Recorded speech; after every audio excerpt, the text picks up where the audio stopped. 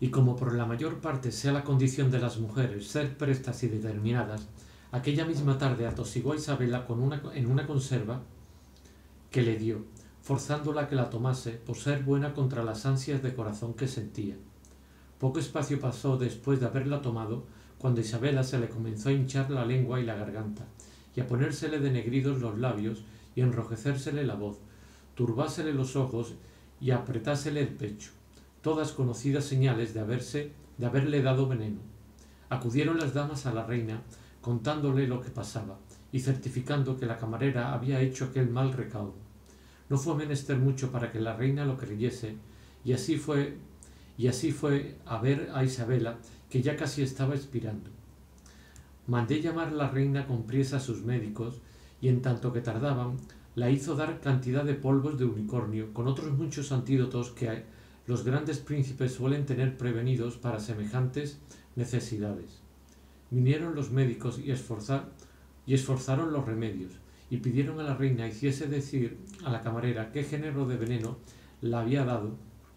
porque no se dudaba que otra persona alguna sino ella la hubiese envenenado. Ella lo descubrió, y con esta noticia los médicos aplicaron tantos remedios y tan eficaces que con ellos y con el ayuda de Dios quedó Isabela con vida, o a lo menos con esperanza de tenerla. Mandó la reina prender a su camarera y encerrarla en un aposento estrecho de palacio, con intención de castigarla como su delito merecía, puesto que ella se disculpaba diciendo que en matar a Isabela hacía sacrificio al cielo, quitando de la tierra a una católica y con ella la ocasión de las pendencias de su hijo. Estas tristes nuevas, oídas de Ricaredo, le pusieron en términos de perder el juicio. Tales eran las cosas que hacía y las lastimeras razones con que se quejaba. Finalmente, Isabela no perdió la vida, que el quedar con ella la naturaleza la conmutó en dejarla sin cejas, pestañas y sin cabellos, el rostro hinchado, la tez perdida, los cueros levantados y los ojos lagrimosos. Finalmente, quedó tan fea que, como hasta allí parecido un milagro de hermosura, entonces parecía un monstruo de fealdad. Por mayor desgracia tenían los que la conocían haber quedado de aquella manera que si la hubiera muerto el veneno. Con todo esto, Ricaredo se la pidió a la reina y le suplicó se la dejase llevar a su casa, porque el amor que la tenía pasaba del cuerpo al alma, y que si Isabela había perdido su belleza, no podía haber perdido sus infinitas virtudes. Así es, dijo la reina, lleváosla, Ricaredo, y haced cuenta que lleváis una riquísima joya encerrada en una caja de madera tosca. Dios sabe si quisiera dárosla como me la entregaste, pero pues no es posible, perdonadme. Quizás del castigo que diere a la cometedora del tal delito satisfará en algo el deseo de la venganza. Muchas cosas dijo Ricaredo a la reina, disculpando a la camarera y suplicándola la perdonase, pues las disculpas que daban eran bastante para perdonar mayores insultos. Finalmente le entregaron a Isabela y a sus padres, y Ricaredo los llevó a su casa. Digo a la de sus padres. A las ricas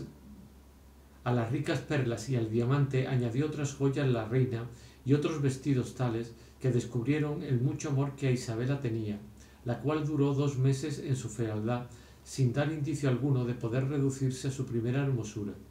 Pero al cabo de este tiempo comenzó a caérsele el cuero y a descubrírsele su hermosa tez. En este tiempo los padres de Ricaredo, pareciéndoles no ser posible que Isabela en sí volviese, determinaron enviar por la doncella de Escocia, con quien primero que con Isabela tenían concertado de casar a Ricaredo. Y esto sin que él lo supiese, no dudando que la hermosura presente de la nueva esposa hiciese olvidar a su hijo la ya pasada de Isabela, a la cual pensaba enviar a España con sus padres, dándoles tanto haber y riqueza que recompensasen sus pérdidas pasadas. No pasó mes y medio cuando, sin sabiduría de Ricaredo, la nueva esposa se le entró por las puertas, acompañada como quien ella era, y tan hermosa, que después de la Isabela que solía ser,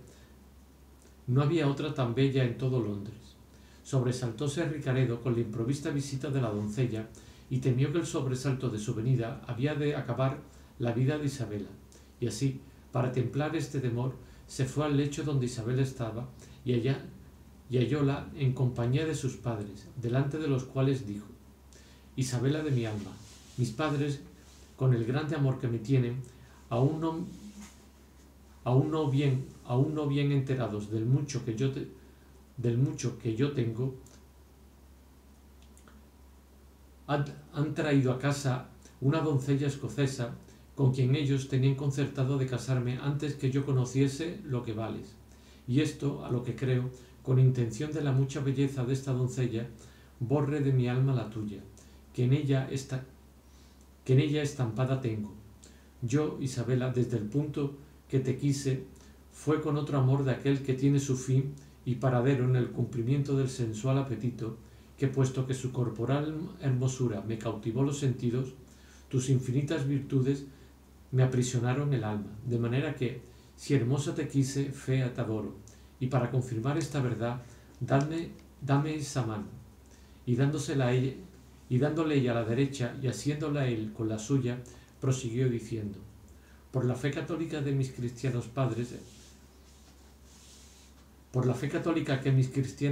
me enseñaron, la cual, si no está en la entereza que se quiere, por aquella juro que guarda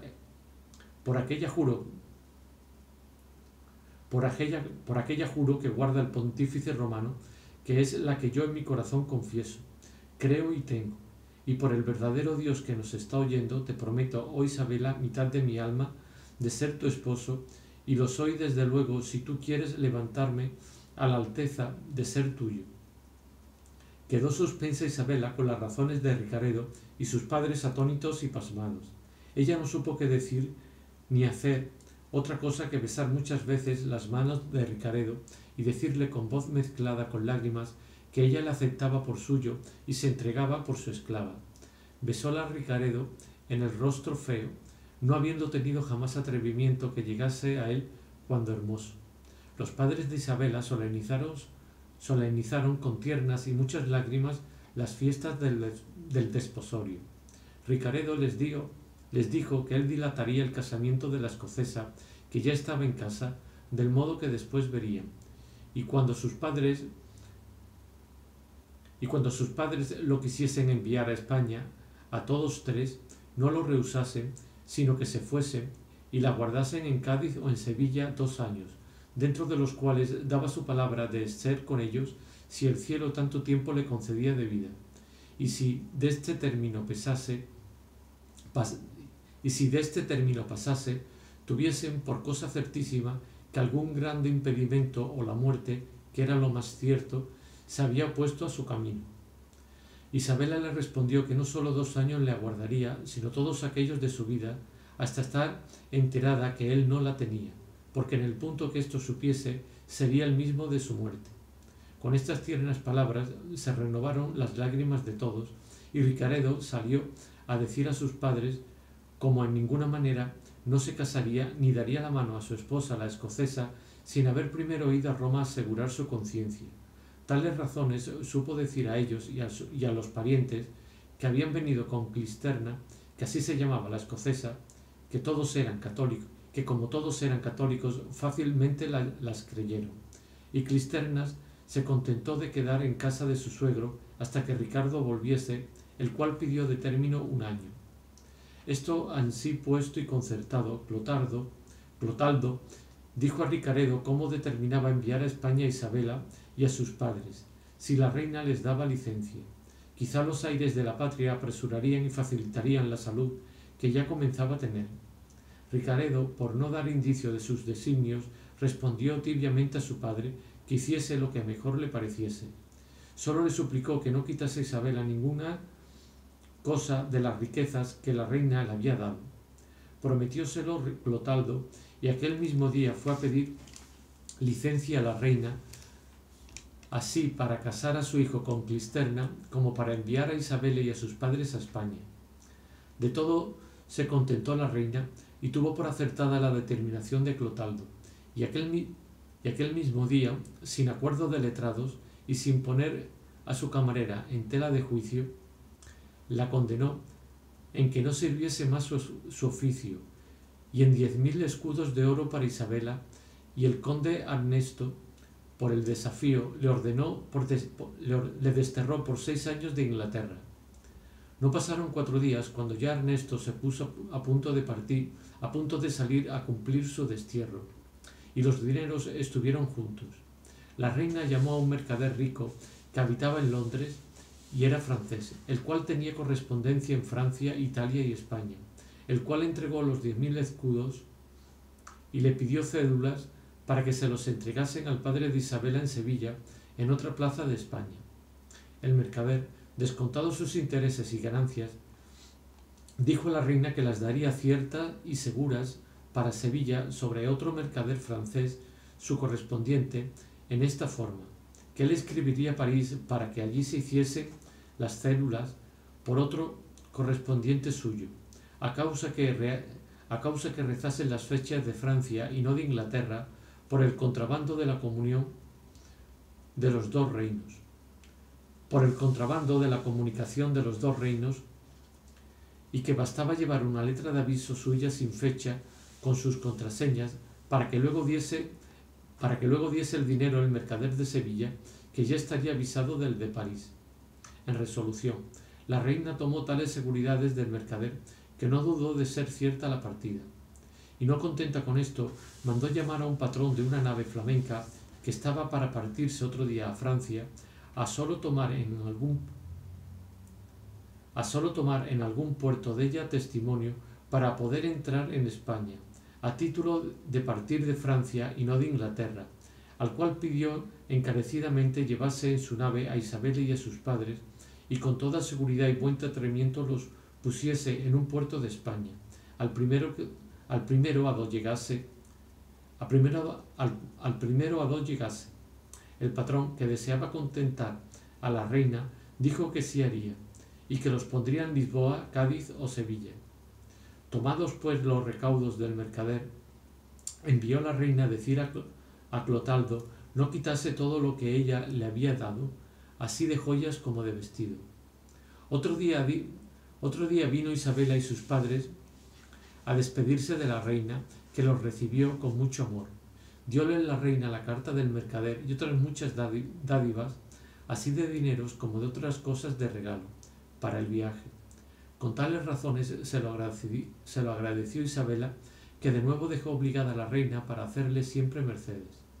Despidióse de las damas, las cuales, como ya estaba fea, no quisieron que se partiera, y viéndose libres de la envidia que a su hermosura tenían, y contentas de gozar de sus gracias y discreciones.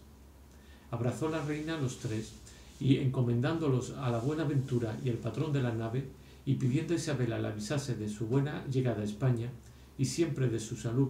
por la vía del mercader francés, se despidió de Isabela y de sus padres, los cuales aquella misma tarde se embarcaron, no sin lágrimas de Clotaldo y de su mujer, y de todos los de su casa, de quien era en todo extremo bien querida. No se halló a esta despedida presente Ricaredo, por no dar muestras de tiernos sentimientos. Aquel día hizo que uno de sus amigos suyos le llevasen a caza. Los regalos que la señora Catalina dio a Isabela para el viaje fueron muchos, los abrazos infinitos, las lágrimas en abundancia, las encomiendas de que la escribiese sin número, y los agradecimientos de Isabela y de sus padres correspondieron a todo, de suerte que, aunque llorando, los dejaron satisfechos. Aquella noche se hizo el bajel a la vela, y habiendo con próspero viento tocado en Francia y tomado en ella los recaudos necesarios para poder entrar en España, de allí a 30 días entró por la barra de Cádiz, donde desembarcaron Isabela y sus padres, y siendo conocidos de todos los de la ciudad, los recibieron con muestras de mucho contento. Recibieron mil parabienes del hallazgo de Isabela y de la libertad que habían alcanzado, ansí de los moros que los habían cautivado, habiendo sabido todo su suceso de los cautivos a los que dio libertad la liberalidad de Ricaredo, como de la que habían alcanzado de los ingleses. Ya Isabela en este tiempo comenzaba a dar grandes esperanzas de volver a cobrar su primera hermosura. Poco más de un mes estuvieron en Cádiz restaurando los trabajos de la navegación y luego se fueron a Sevilla por ver si salía cierta la paga de los 10.000 escudos que, librados sobre el mercader francés, traían. 2 días después de llegar a Sevilla, le buscaron y le hallaron y le dieron la carta del mercader francés de la ciudad de Londres. Él la reconoció y dijo que, hasta que de París le viniesen las letras y carta de aviso, no podía dar el dinero, pero que por momentos aguardaba el aviso. Los padres de Isabel alquilaron una casa principal, frontera de Santa Paula, por ocasión que estaba monja en aquel santo monasterio una sobrina suya, única y extremada en la voz, y así por tenerla cerca, como por haber dicho Isabel a Ricaredo que, si viniese a buscarla, la hallaría en Sevilla, y le diría su casa su prima, la monja de Santa Paula, y que para conocerla no había menester más que de preguntar por la monja que tenía la mejor voz en el monasterio, porque estas señas no se le podían olvidar. Otros 40 días tardaron de venir los avisos de París, y a 2 que llegaron, el mercader francés entregó los 10.000 ducados a Isabela y ella a sus padres, y con ellos y con algunos más hicieron,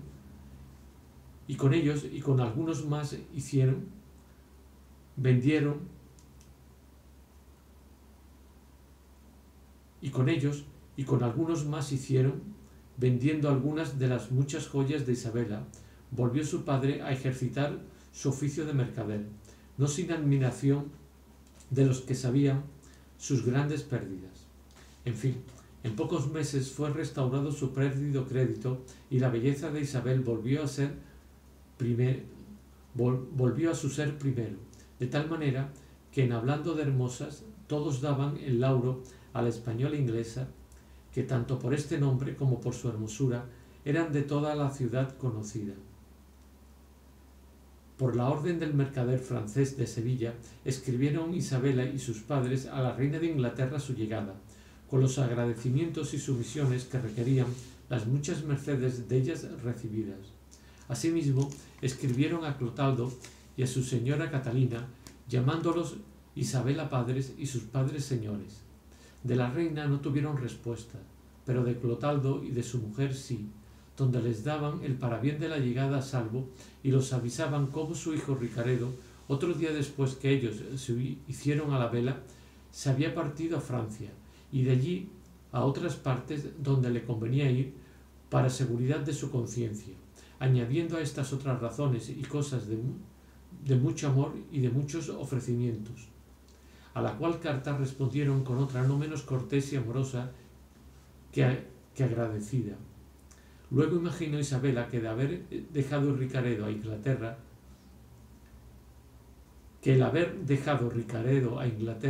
sería para venirla a buscar a España,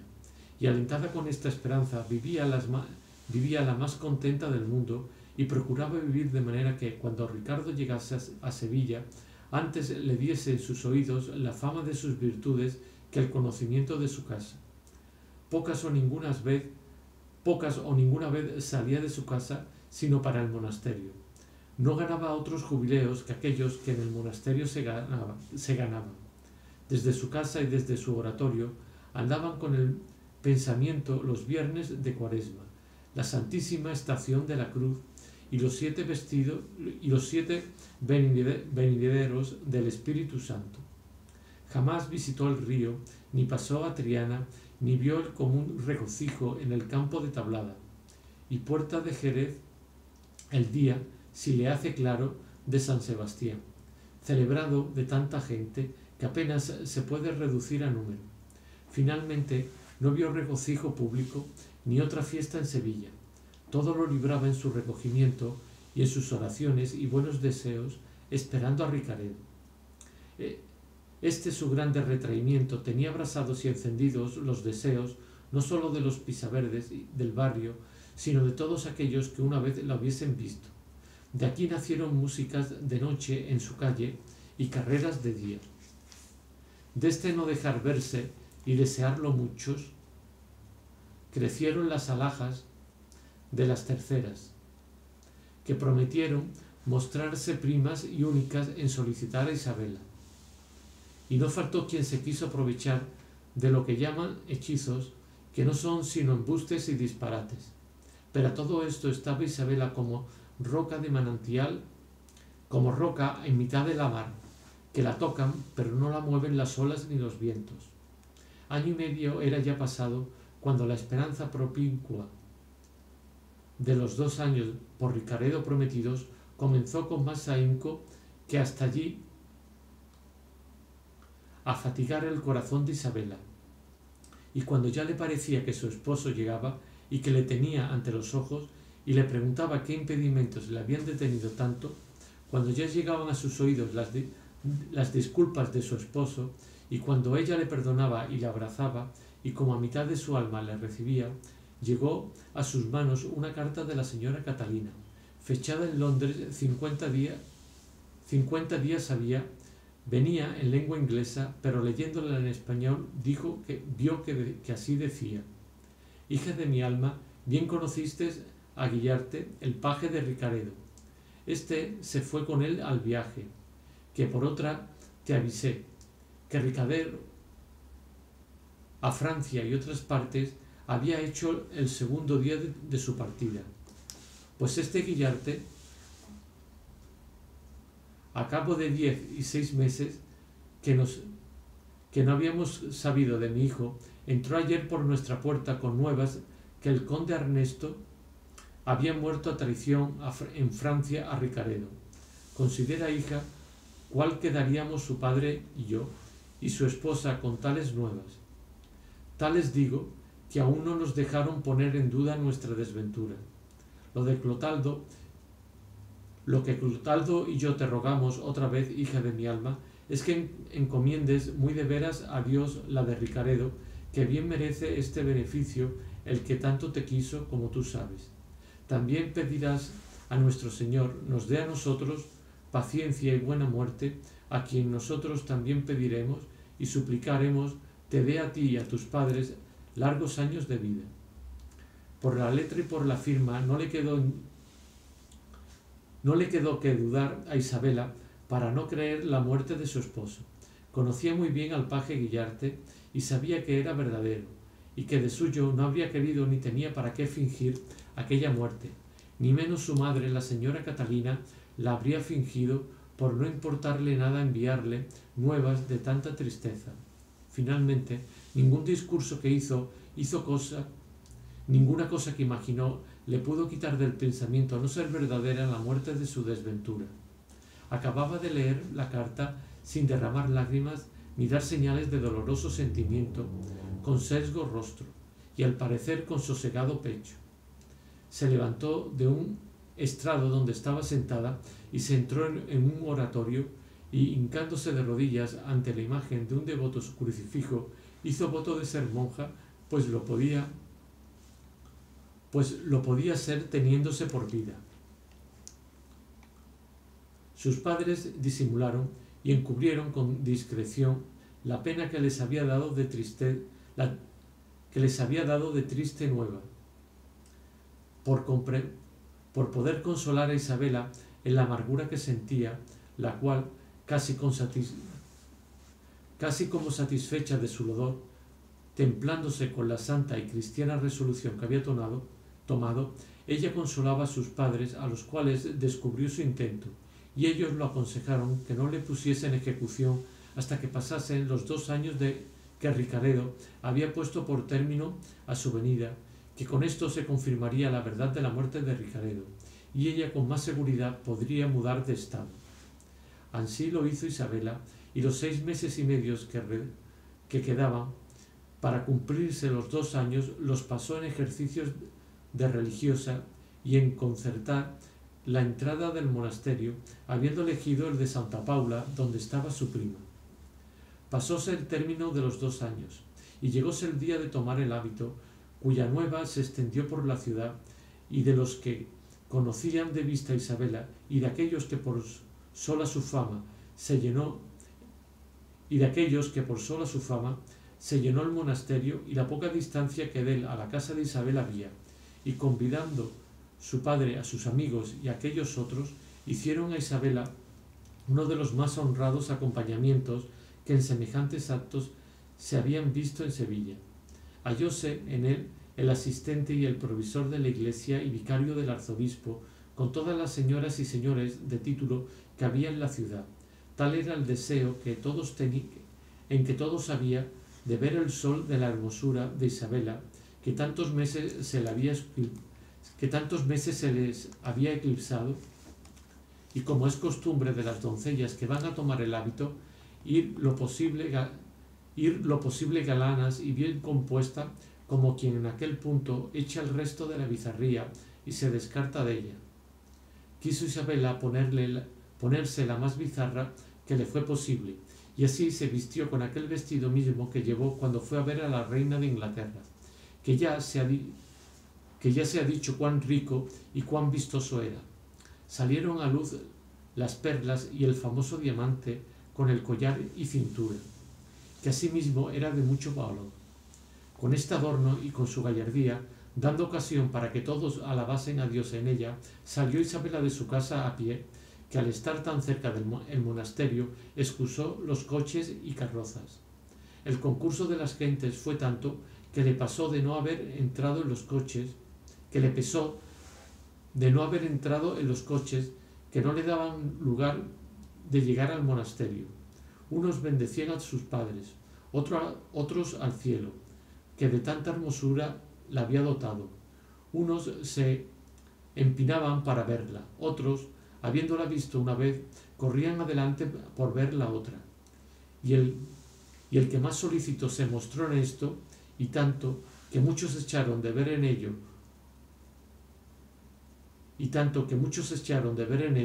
fue un hombre vestido en hábito de los que vienen rescatado de cautivos, con una insignia de la Trinidad en el pecho, en señal que ha sido rescatado por la limosna de sus redentores. Este cautivo, pues, al tiempo que ya Isabela tenía un pie dentro de la portería del convento, donde había salido a recibirla, como es uso, la priora y las monjas con la cruz, a grandes voces dijo: «Detente, Isabela, detente, que, mientras yo fuere vivo, no puedes tú ser religiosa». A estas voces Isabela y sus padres volvieron los ojos y vieron que, hendiendo por toda la gente hacia ellos, venía aquel cautivo que, habiéndosele caído un bonete azul redondo que en la cabeza traía, descubrió una confusa madeja de cabellos de oro ensortijados y un rostro como el carmín y como la nieve, colorado y blanco, señales que luego le hicieron conocer y juzgar por extranjero de todos. En efecto, cayendo y levantando, llegó donde Isabela estaba, y asiéndola de la mano le dijo: ¿Conocesme, Isabela? Mira que yo soy Ricaredo, tu esposo. Sí conozco, dijo Isabela, si ya no eres fantasma que viene a turbar mi reposo. Sus padres la asieron y atentamente le miraron, y en resolución conocieron ser Ricaredo el cautivo, el cual, con lágrimas en los ojos, hincado de rodillas delante de Isabela, le suplicó que no impidiese la extrañeza del traje en que estaba su buen conocimiento, ni estorbase su baja fortuna, que ella no correspondiese a la palabra que entre los dos se habían dado. Isabela, a pesar de la impresión que en su memoria había hecho la carta de la madre de Ricaredo, dándole nuevas de muerte, quiso dar más crédito a sus ojos y a la verdad que presente tenía, y así, abrazándose con el cautivo, le dijo: «Vos, sin duda, señor mío, soy aquel que sólo podrá impedir mi cristiana determinación. Vos, señor, sois sin duda la mitad de mi alma, pues sois mi verdadero esposo. Estampados os tengo en mi memoria, y guardado en mi alma. Las nuevas que de vuestra muerte me escribió mi señora y vuestra madre, ya que no me quitaron la vida, me hicieron escoger la de la religión, que en este punto quería entrar a vivir en ella. Mas pues Dios con tanto justo impedimento muestra querer otra cosa, ni podemos ni conviene que por mi parte se impida. Venid, Señor, a la casa de mis padres, que es vuestra, y allí os entregaré mi posesión por los términos que pide nuestra santa fe católica. Todas estas razones oyeron los circundantes y el asistente y vicario y provisor del arzobispo, y de oírlas se admiraron y suspendieron, y quisieron que luego se le dijese qué historia era aquella, qué extranjero aquel y de qué casamiento trataban. A todo lo cual respondió el padre de Isabela, diciendo que aquella historia pedía otro lugar y algún término para decirse, y así suplicaba a todos aquellos que quisiesen saberla diesen la vuelta a su casa, pues estaba tan cerca que allí se la contarían, de modo que con la verdad quedasen satisfechos, y con la grandeza y extrañeza de aquel suceso admirados. En esto uno de los presentes alzó la voz diciendo: Señores, este mancebo es un gran corsario inglés que yo le conozco, y es aquel que hará poco más de 2 años tomó a los corsarios de Argel, la nave de Portugal que venía de las Indias. No hay duda sino que es él, que yo le conozco, porque él me dio la libertad y dineros para venir a España, y no solo a mí, sino a otros 300 cautivos. Con estas razones se alborotó la gente y se avivó el deseo que todos tenían de saber y ver la claridad de tan intrincadas cosas. Finalmente, la gente más principal, con el asistente y aquellos 2 señores eclesiásticos, volvieron a acompañar a Isabel a su casa, dejando a las monjas tristes, confusas y llorando por lo que perdían en no tener en su compañía a la hermosa Isabela, la cual, estando en su casa, en una gran sala de ella, hizo que aquellos señores se sentasen. Y aunque Ricaredo quiso tomar la mano en contar su historia, todavía le pareció que era mejor fiarlo a la lengua y discreción de Isabela, y no de la suya, que no muy expertamente hablaba la lengua castellana. Callaron todos los presentes, y teniendo las almas pendientes de las razones de Isabela, ella sí comenzó su cuento, el cual lo reduzco yo a que digo todo aquello que desde el día que Clotaldo la robó a Cádiz hasta que entró y volvió a él, había sucedido, contando asimismo la batalla que Ricaredo había tenido con los turcos, la liberalidad que había usado con los cristianos, la palabra que entre ambos a 2 se habían dado de ser marido y mujer, la promesa de los 2 años, las nuevas que había tenido de su muerte, tan ciertas a su parecer que la pusieron en el término que habían visto de ser religiosa. Engrandeció la libertad de la reina, la cristiandad de Ricaredo y de sus padres, y acabó con decir que dijese Ricaredo lo que le había sucedido después que salió de Londres hasta el punto presente, donde le veía con hábito de cautivo y con una señal de haber sido rescatado por limosna. Así es, dijo Ricaredo, y en breves razones sumaré los inmensos trabajos míos. Después que partí de Londres por excusar el casamiento que no podía hacer con Clisterna, aquella doncella escocesa católica con quien ha dicho Isabela que mis padres me querían casar, llevando en mi compañía a Guillarte, aquel paje que mi madre escribe que llevó a Londres las nuevas de mi muerte, atravesando por Francia llegué a Roma, donde se alegró mi alma y se fortaleció mi fe. Besé los pies al sumo pontífice, confesé mis pecados con el mayor penitenciero, absolviéndome de ellos, y dióme los recaudos necesarios que diese en fe de mi confesión y penitencia y de la reducción que había hecho a nuestra universal Madre la Iglesia. Hecho esto, visité los lugares tan santos como innumerables que hay en aquella ciudad santa, y de 2000 escudos que tenía en oro, di los 1600 a un cambio que me los libró en esta ciudad sobre un tal Rocchi, florentín.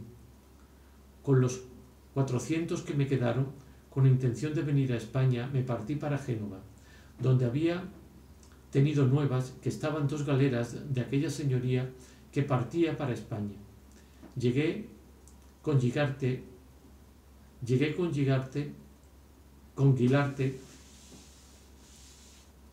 mi criado, a un lugar que llaman Aquapendente, que viniendo de Roma a Florencia es el último que tiene el Papa, y en una hostería o posada donde me apeé, hallé al conde Ernesto, mi mortal enemigo, que, con 4 criados disfrazado y encubierto, más por curioso que por ser católico, entendí que iba a Roma. Creí sin duda que no me había conocido. Encerréme en un aposento con mi criado y estuve con cuidado y con determinación de mudarme a otra posada encerrando la noche. No lo hice ansí, porque el descuido grande que noté que tenía el conde y sus criados me aseguró que no me había conocido. Cené en mi aposento, cerré la puerta, apercibí mi espada, encomendéme a Dios y no quise acostarme. Durmióse mi criado, y yo, sobre una silla, me quedé medio dormido. Mas poco después de la medianoche me despertaron para hacerme dormir el eterno sueño. 4 pistoletes, como después supe, dispararon contra mí el conde y sus criados, y dejándome por muerto, y teniendo yo a punto los caballos, se fueron diciendo al huésped de la posada que me enterrase, porque era hombre principal, y con esto se fueron. Mi criado, según dijo después el huésped, despertó al ruido, y con el miedo se arrojó por una ventana que caía a un patio, y diciendo, desventurado de mí, que han muerto a mi señor, se salió del mesón, y debió de ser con tal miedo que no debió de parar hasta Londres, pues él fue el que llevó las nuevas de mi muerte. Subieron los de la hostería, y lleváronme atravesado con 4 balas y con muchos perdigones, pero todos por partes que de ninguna fue mortal la herida. Pedí confesión y todos los sacramentos como católico cristiano. Diéronmelos, curáronme, y no estuve para ponerme en camino en 2 meses, al cabo de los cuales vine a Génova, donde no hallé otro pasaje sino en 2 falugas,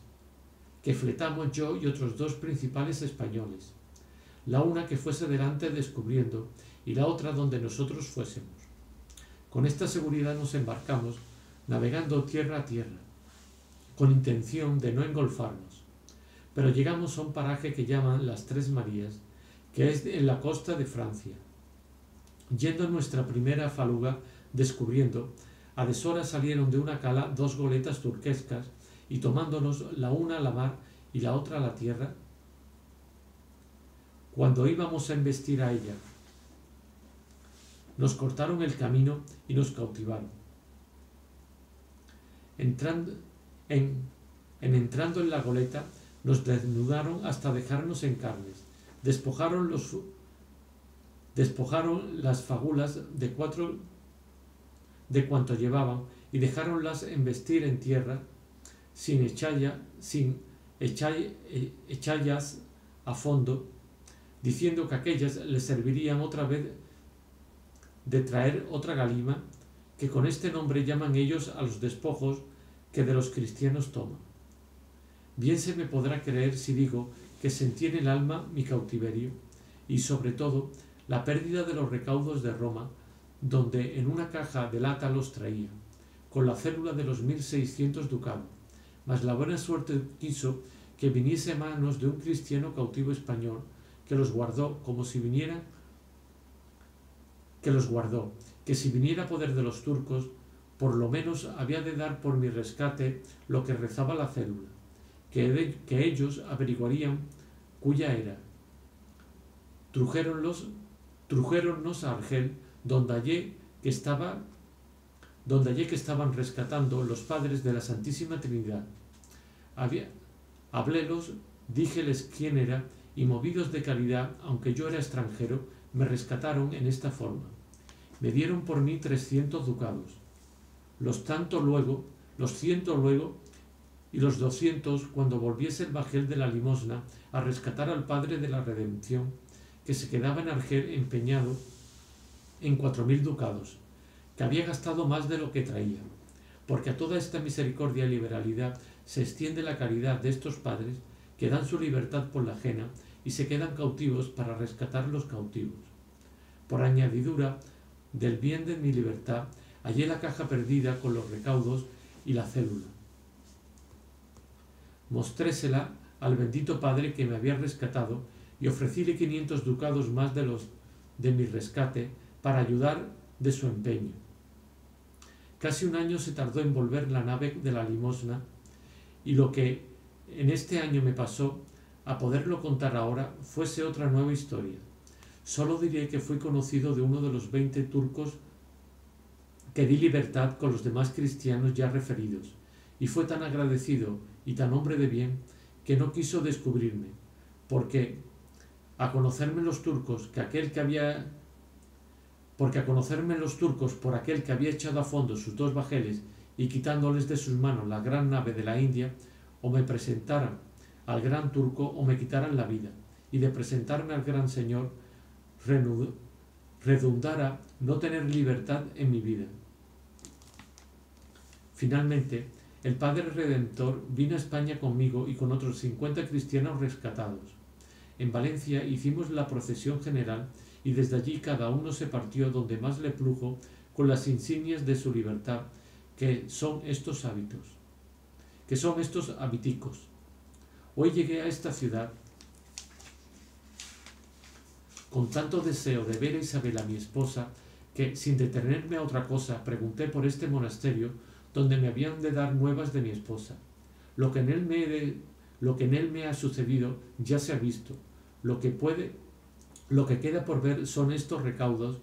para que se pueda tener verdadera mi historia, que tiene tanto de milagrosa como de verdadera. Y luego, en diciendo esto, sacó de una caja de lata los recaudos que decía y se los puso en manos del provisor, que los vio junto con el señor asistente y no halló en ellos cosa que le hiciese dudar de la verdad que Ricaredo había contado, y para más confirmación de ella, ordenó el cielo que se hallase presente a todo esto el mercader florentín, sobre quien venía la cédula de los 2600 ducados, el cual pidió que le mostrase la cédula, y mostrándosela la reconoció y la aceptó para luego, porque él muchos meses había que tenía aviso de esta partida. Todo esto fue añadir admiración a admiración y espanto a espanto. Ricaredo dijo que de nuevo ofrecía los 500 ducados que había prometido.